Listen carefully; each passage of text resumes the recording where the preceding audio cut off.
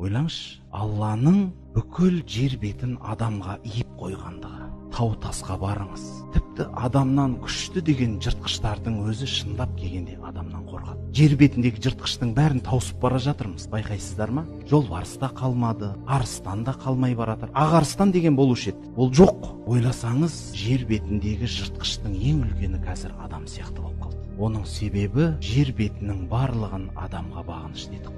Сол үшін біз жердің қойнауын қазып тұрып, ішінен кен аламыз. Жердің бетін іздеп жүріп егін егеміз. Бұның барлығын шамамыз жеткенше игеріп тастаймыз. Қалаймыз ба үлкен ор қазамыз. Қалаймыз ба сол орды бітейміз. Суды тоқтатамыз. Ол жерге электростанцияларын саламыз. Қарасаңыз, бұның барлығы біріншіден әуелі Алланың рұқсатымен және бұйрығымен болады. Көп адам ойлайды ғой сол үшін. Қараңызшы, адамның адасқандығы.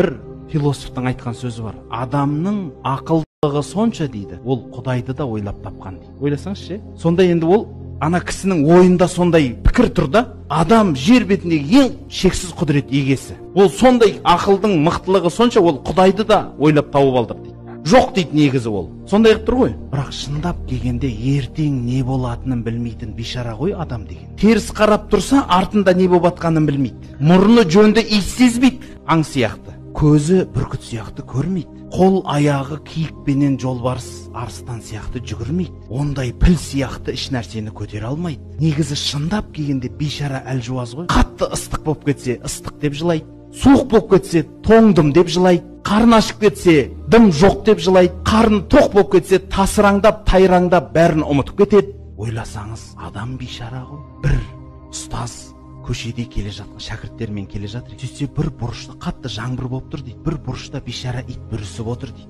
Енді анау шәкірт енді жаңбырдың суы бар, ана ит сілкінбесін деп киімдерін тартып, ана иттің жанынан бүйтіп өтіп жатыр екен. Сонда ұстаз айтқан дейді. Неге одан жиіркенесің? Шындап келгенде сен содан да төменсің ғой деп. Өйткені ит бір адамның қолынан тамақ жесе, өмір бойы оны ұмытпайды. Өмір бойы көрсе құйрығын бұлғаңдатады. Керек ба? 3 күн тамақ жесе сол адамның қолынан, сол адам үшін өмірін беруге риза ол. Ит өмірін беруге риза. Бірақ адам, Алла тағала оны өмір бақи бағады, өмір бақи қорғайды, өмір бақи аялайды. Бірақ ол ешқашан Құдай демей өтеді. Аллахым деген сөзді айтпай өтіп кетеді. Ит құрлы шүкір де айта алмайды.